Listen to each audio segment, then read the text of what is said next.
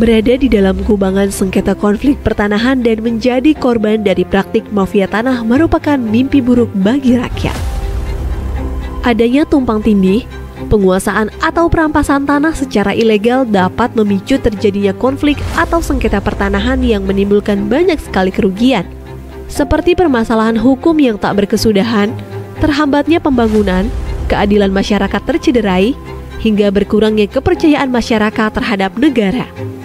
Karena itulah, Presiden mengamanatkan kepada Menteri ATR Kepala BPN dan Wakil Menteri ATR Wakil Kepala BPN untuk melakukan percepatan penyelesaian sengketa konflik pertanahan dan pemberantasan mafia tanah. Kolaborasi 4 pilar menjadi kunci dalam menyelesaikan persoalan pertanahan. Alhamdulillah, berkat sinergi yang baik dengan semua pihak, sengketa dan konflik pertanahan yang telah berlangsung selama puluhan tahun, satu persatu dapat kita urai. Seperti masalah suku anak dalam, SAD 113 di Provinsi Jambi yang berkonflik dengan sebuah perusahaan selama 35 tahun lamanya. Akhirnya kita dapat memberi kepastian hukum. Permasalahan tanah ex-HGU di Kabupaten Minahasa Selatan dan di Kabupaten Pemalang. Penyelesaian konflik ini masuk dalam lokasi prioritas reforma agraria dan telah diselesaikan melalui redistribusi tanah. Penyelesaian konflik pertanahan di Desa Tambak Sari, Kabupaten Pasuruan, yang juga sudah berlangsung selama hampir 100 tahun, dan sudah diserahkan sertifikatnya. Selesai semuanya. Di Makassar, kita juga telah menyelesaikan dan diserahkan sertifikat komplek hunian dosen Universitas Hasanuddin yang tidak mendapatkan kepastian hukum atas bidang tanahnya selama 40 tahun. Begitupun konflik pertanahan di kawasan Wonorejo, Kabupaten Blora, Jawa Tengah. Juga telah diserahkan sertifikatnya oleh Bapak Presiden, di mana masyarakat telah menempati areal tersebut sejak zaman penjajahan Jepang. Diselesaikan dengan memberikan HGB kepada seluruh masyarakat di atas HPL. Success story ini dapat menjadi percontohan bagi penyelesaian persoalan pertanahan yang terkait dengan aset-aset negara. Juga termasuk penyelesaian tanah transmigrasi, seperti penyelesaian permasalahan eks-tanah transmigrasi di Kabupaten Tanah Laut, Kalimantan Selatan. Skema yang digunakan melalui fasilitas bagi masyarakat yang secara existing sudah menguasai lahan eks transmigrasi untuk melakukan gugatan secara perdata dan disidangkan secara in absentia. Kedepan skema ini menjadi percontohan dalam penyelesaian permasalahan tanah transmigrasi lainnya yang sudah berlangsung puluhan tahun.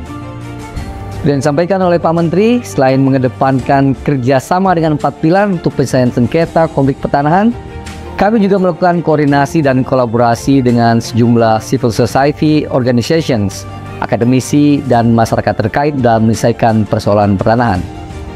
Kami juga pastikan melalui program reforma agraria, negara hadir untuk mengurai dan menyelesaikan konflik pertanahan di tengah-tengah masyarakat.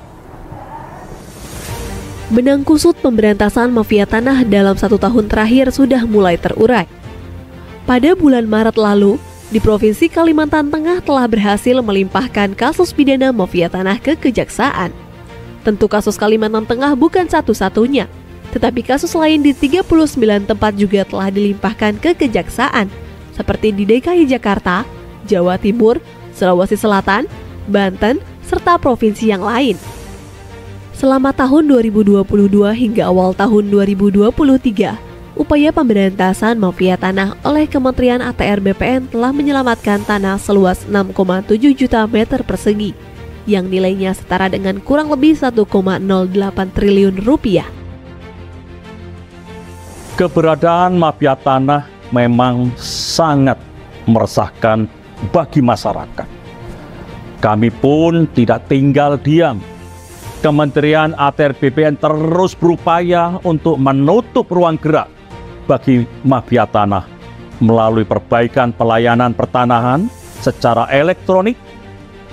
Saat ini sudah ada 4 layanan elektronik di kantor-kantor pertanahan yang dapat dinikmati oleh masyarakat.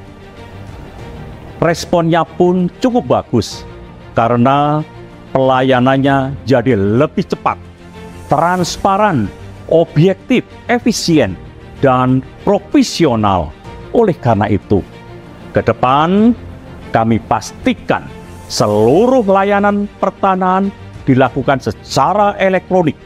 Dengan begitu, mafia tanah tidak bisa main-main lagi.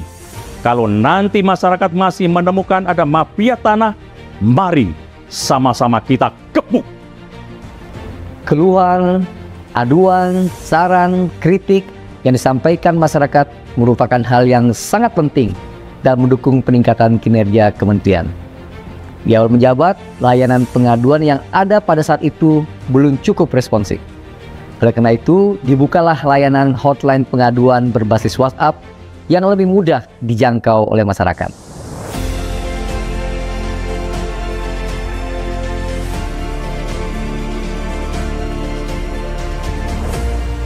Sejak diluncurkan pada Juli 2022 hingga Juni 2023, terbukti hotline pengaduan ini telah menyelesaikan 98,9% dari total 74.564 pengaduan. Saat ini, hotline pengaduan telah terintegrasi dengan 33 kantor wilayah BPN di seluruh Indonesia. Kedepannya, layanan ini akan terintegrasi dengan kantor pertanahan di seluruh Indonesia pada tahun 2024. Kementerian ATR BPN juga telah menerima pengaduan kasus pertanahan baik sengketa, konflik, dan perkara yang diadukan oleh berbagai elemen, baik masyarakat, kelompok masyarakat, badan hukum, instansi pemerintah, pemerintah daerah, dan BUMN BUMD, baik terhadap objek yang berbeda maupun objek yang sama.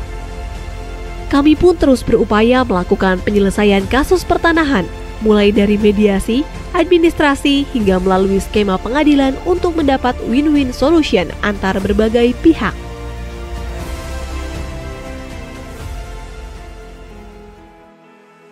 Kementerian ATR BPN sebagai badan publik berkewajiban memenuhi dan melindungi hak atas informasi masyarakat yang berkaitan dengan pertanahan dan tata ruang. Memiliki komitmen untuk memberikan informasi yang transparan, tepat, akurat, cepat, dan mudah diakses oleh masyarakat, serta sejalan dengan nilai-nilai Kementerian ATR BPN, yaitu melayani, profesional, dan terpercaya.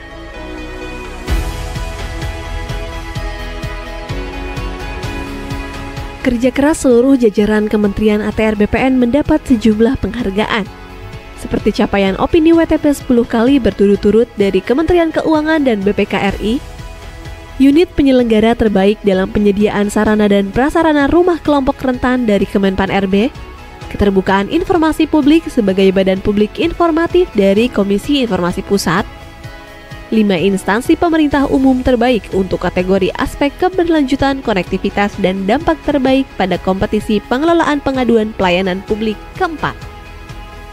Dari segi penggunaan tanda tangan elektronik, berdasarkan penilaian dari Badan Cyber dan Sandi Negara atau BSSN, Kementerian ATR BPN merupakan kementerian kedua dengan jumlah tanda tangan elektronik terbanyak tahun 2022. Tanda tangan elektronik bukan hanya memudahkan dan mendukung efisiensi, tapi juga menghadirkan kepastian hukum yang setara dengan tanda tangan basah. Upaya peningkatan kualitas pelayanan publik yang dilakukan oleh Kementerian ATR BPN juga mendapat apresiasi dari Kemenpan RB yang menyatakan bahwa sistem pemerintahan berbasis elektronik Kementerian ATR BPN berpredikat sangat baik dengan nilai 3,55. 1 tahun bekerja untuk rakyat, untuk Indonesia.